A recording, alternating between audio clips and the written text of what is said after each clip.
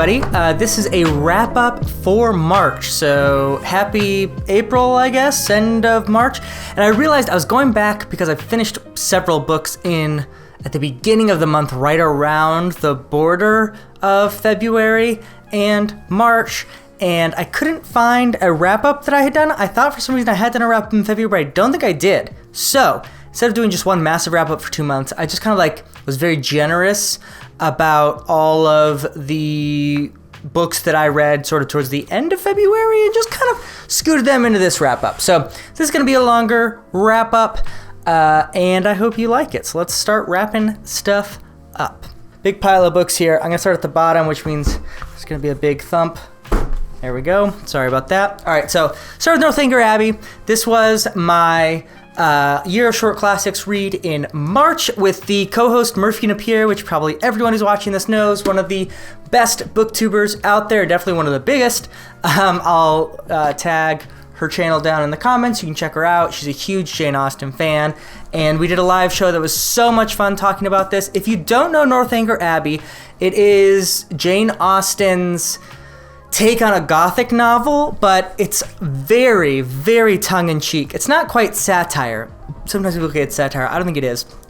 But it definitely is tongue-in-cheek, playing around with some of the Gothic tropes. And I have a very love-hate, no, that's too strong, love-bored relationship with this book. The first half takes place in Bath and is very typical Jane Austen-y. Family, drama, and figuring out who has money to get married and gossip and all that kind of stuff. But because she's not, that's not the focus of it, it doesn't reach the interesting levels of a Sense and Sensibility, or actually I haven't read Sensibility, but like a Pride and Prejudice, which I love. It's a little boring comparatively to that. So the first half in Bath I really struggled with. But the second half I think is what really Jane Austen wanted to do and where her passion was, and so I found that much more interesting. And this is when the main character goes to Northanger Abbey, and that's where a lot of the sort of Gothic critique happens. And I thought that was great, hilarious, interesting. I really liked the heroine, so I definitely would recommend this book, and especially if you are able to go quickly through kind of the first 80 pages of it, which happens in Bath, which I really did not enjoy, and it really slowed me down as far as reading. It took me 2 weeks to read this short little book. Not by itself, I'm reading other things as well, but I just didn't want to read it as much till the end, and then I read it in a day. So take that for what it will. It's kind of a lot of good stuff, but you have to be ready for some bad stuff in my opinion too. So I gave it 4 stars on Goodreads. I would definitely say this is right on the border of sort of a universal recommend or long endorsement. I'd probably do a long endorsement for this one, but if you like Jane Austen, for sure, be sure to check out Northanger Abbey. It's a new flavor for Austen if you're used to, like me, her more romantic stuff like Persuasion and Pride and Prejudice, etc. Now, a big portion of my month was trying to get through all of the Bachelon and Corporal Brooch short stories of Stephen Erikson. And calling them short stories, by the way, they're really all each novellas. So it's really like reading 6 novellas. Each one is about 100 pages. The longest one is about 180 pages long.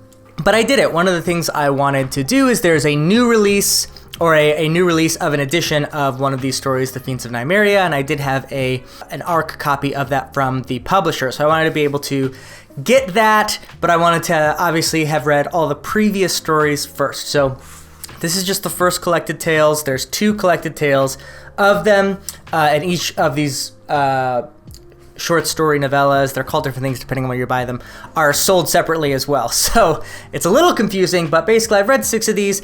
I'm going to put up my reviews of those sort of longer form in a little bit. I haven't put them up yet.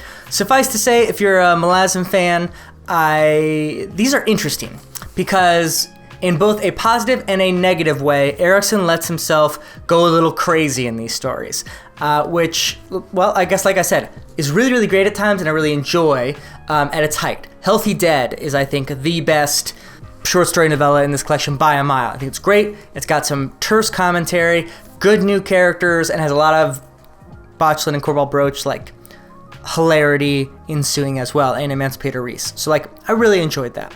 However, I think there's also sometimes some insufferable highbrowness. Insufferable is a strong word, but especially my least favorite is Crackpot Trail, which is also the longest, and it's definitely almost allegorical in how thick the imagery is about art and reviewers and how they interact, and critics with art and all of this very complicated stuff. He's basically going through critical theory with a fictional short story novella. And I think if you're really, really in that world, it's enjoyable. But I mean, I'm kind of really, really in this world, but I thought it was just a little too much. I also think some of the sort of sexual escapades are not as responsibly handled as the Malazan Book of the Fallen main 10 are, especially in the Leaves of Laughter's End. So it's a give and take with this. I would say if you're a Malazan fan, at least make sure you pick up The Healthy Dead. I think that one can be read on its own and really is a masterpiece of short storytelling. The rest, sort of like, I would go off how much you enjoy that story to see if you want to read more. I think I'll probably release a video that I rank the stories up to now, so you'll have more of that in a little bit. Last bit in sort of the readathon chapter of this, I read Luck in the Shadows by Lynn Flewelling. I'm doing the Scala along with Chris at Chris Bookish Cauldron, and in fact, if my plans all come together, this should be releasing Wednesday morning, April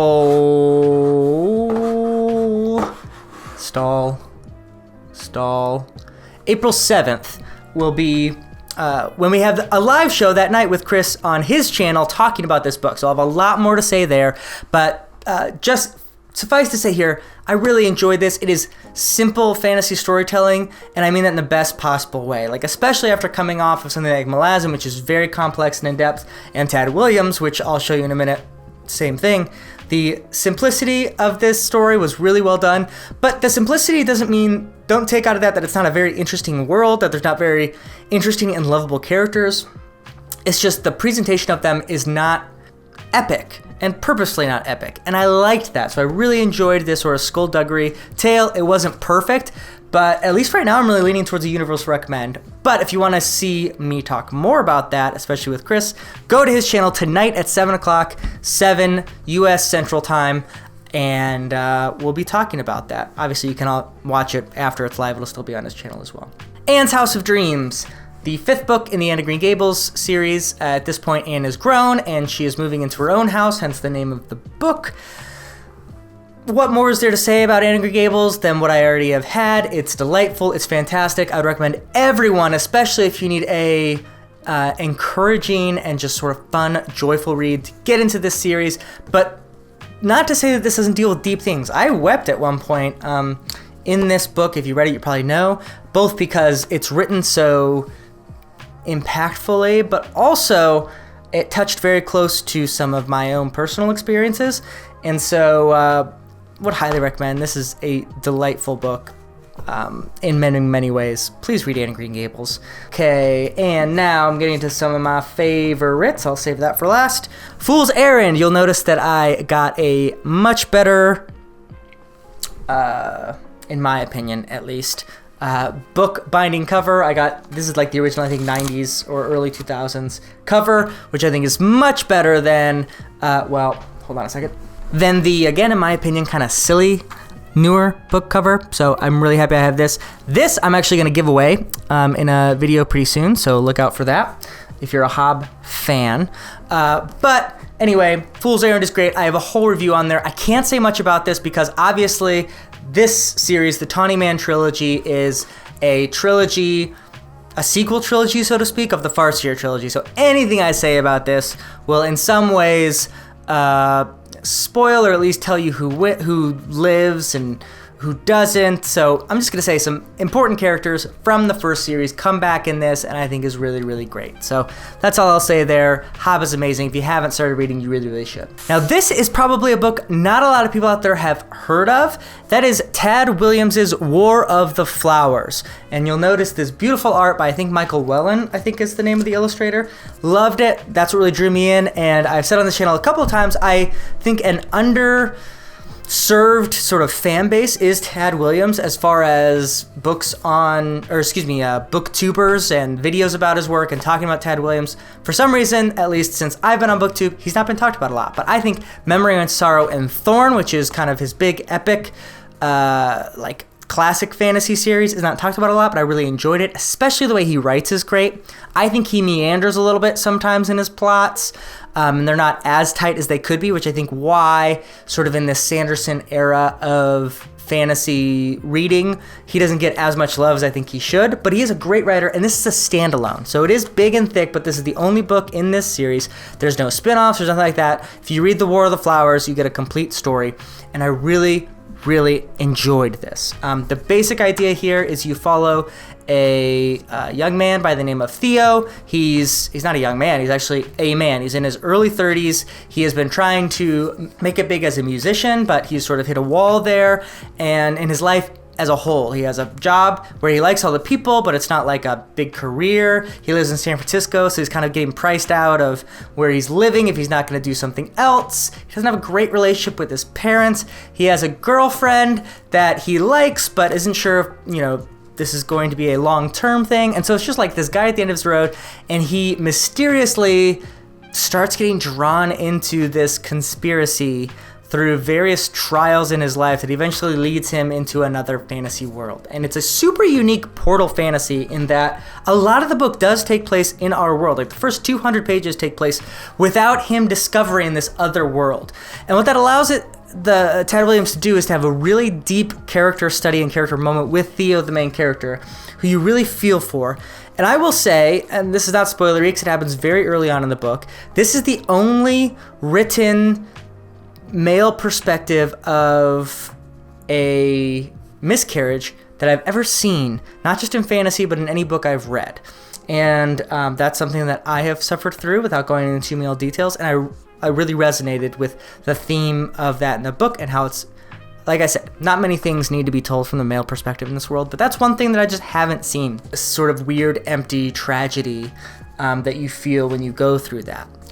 And Tad Williams, I think, captures that perfectly. I don't know if that's from first-person knowledge or if he just, understands that, but I really appreciated that. And then on top of that, the fantasy world is very unique, very odd, and Williams is just very, very good at writing prose.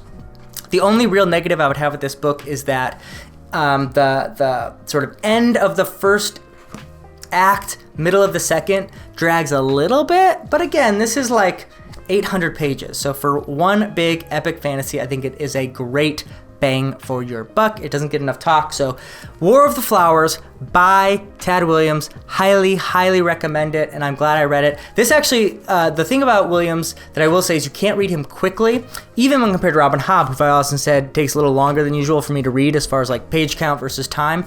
Tad Williams even more so. I can't really read a lot of it. So the reason I didn't read a whole ton this month is because I was taking a long time to get through this. But I really loved it, and I would recommend, especially if you haven't read Williams before, put this up there on your TBR because, it's a standalone, and it's a good chance to see a really great writing style and a great story. The last physical thing I have to show you is Andrzej Sapkowski's The Witcher series. Obviously, I've already read The Last Wish, but this is the only physical book I had, and I was nervous that I was going to forget to talk about this book because, to be quite honest, the Witcher series has really fallen off a cliff for me. I know the rant review for A Time of Contempt, which had some mixed reactions, which I totally understand if you like the series, why you would be sad that I didn't like it. But I'm just having the hardest time finishing it. I'm on the last book right now, which is what, Lady of the Lake or something like that. I'm getting even like the titles confused because it just seems like the meandering storytelling in this series is sort of unhinged, to think of a better term. And so I read a lot in this series, but I'm not going to talk a lot about it anymore because I just find it sort of exhausting to talk about the aimlessness of it. I still really loved the first couple, and I like Geralt as a character. Actually, all the characters, Ciri, Yennefer, Trist, I like all of these characters. Dandelion, as the audiobook guy says. But I'm having trouble landing that airplane, so just worth saying there. Speaking of landing the airplane, I am almost done with The Expanse, or at least what's out in The Expanse right now. I finished Leviathan Rising. Wait, hold on. I also get these mixed up, so I'm going to look up these names. All right, so I read in these 2 months Babylon's Ashes and Persepolis Rising. In my opinion, these are sort of the two opposite sides of how good these books can be, in the sense of Babylon's Ashes was not my favorite. I didn't really well, I'm not going to say too much because it's a wrap-up and I don't want to say spoilers, but I didn't enjoy it. The main sort of villain that was being drawn there, I know had some personal ties to some of our main characters, but I just didn't buy him as sort of like a big bad. Just seemed kind of a, I don't know, a stand until we got to the next level. And in Persepolis Rising, we see what that next level is, and that I loved. I thought Persepolis Rising was excellent, quick, fast-paced, powerful moments. I liked the time jump element. We get to see these characters later in life. I'm really excited about that, and I'm excited to get to Tiamat's Wrath, which is sort of that the final book that's been released before the next book, Leviathan Falls, comes out this winter or fall. So I'm also reading those, and I'm really jiving with them. So excited for that. So whew, this was my long wrap up for mostly March and a little bit of February. So let me know what you read, if you've read any of these things, especially War of the Flowers. I want to know in the comments below. Have you heard of it before this video? And are you going to consider reading it because of this video? Because I want more people to read Ted Williams, and I think it's a great place to start. I also will probably do a live show with some people on it. I don't have confirmation, so I won't say who, but that should be coming a little bit as well. As always, first in, last out.